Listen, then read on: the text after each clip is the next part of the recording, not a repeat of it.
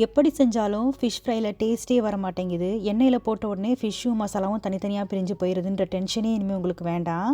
நான் சொல்கிற மாதிரி இந்த சிம்பிளான மசாலாவை அரைச்சி வச்சுக்கோங்க. அதுக்கப்புறம் உங்கள் ஃபிஷ் ஃப்ரை ஆல்வேஸ் டாப் கிளாஸாக வரும். டேஸ்ட்டும் சும்மா பட்டாசாக இருக்கும். வாங்க இந்த மசாலா எப்படி செய்கிறதுன்னு பார்ப்போம்.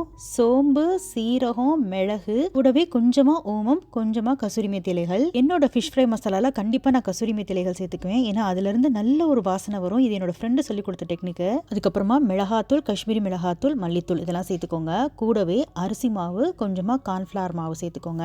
நம்ம சோம்பு சீரகம் வறுக்கும்போது வரமிளகாவும் முழு மல்லியும் சேர்த்து அரைச்சிருக்கலாம். ஆனால் நல்லா உங்களுக்கு பவுடராக கிடைக்கணும்னா வீட்டில் அரைச்ச மிளகாத்தூள், மல்லித்தூள் யூஸ் பண்ணிங்கன்னா பாருங்கள் இந்த மாதிரி நைஸான பவுடராக கிடைக்கும். இந்த ஃபிஷ் ஃப்ரை மசாலாவோட கொஞ்சமாக பூண்டு, மஞ்சள் தூள், கொஞ்சமாக மல்லி இலைகள், புளி கரைச்ச தண்ணி ஒரு 2 டேபிள் ஸ்பூன் ஊற்றிக்கோங்க. கூடவே நம்ம அரைச்ச அந்த ஃபிஷ் ஃப்ரை மசாலா ஒரு 2 டேபிள் ஸ்பூன் சேர்த்து கொஞ்சமாக தண்ணி ஊற்றி நல்லா இந்த மாதிரி பேஸ்ட்டாக அரைச்சி எடுத்துக்கோங்க. நம்ம அரைச்சி வச்ச அந்த ஃபிஷ் ஃப்ரை மசாலா பவுடர் மட்டுமே போட்டு ஃபிஷ் ஃப்ரை பண்ணலாம் தான். ஆனால் எக்ஸ்ட்ரா ஃப்ளேவருக்காக தான் நான் பூண்டு, மல்லி இலைகள், கொஞ்சமாக புளி தண்ணியெலாம் சேர்த்துக்கிட்டது.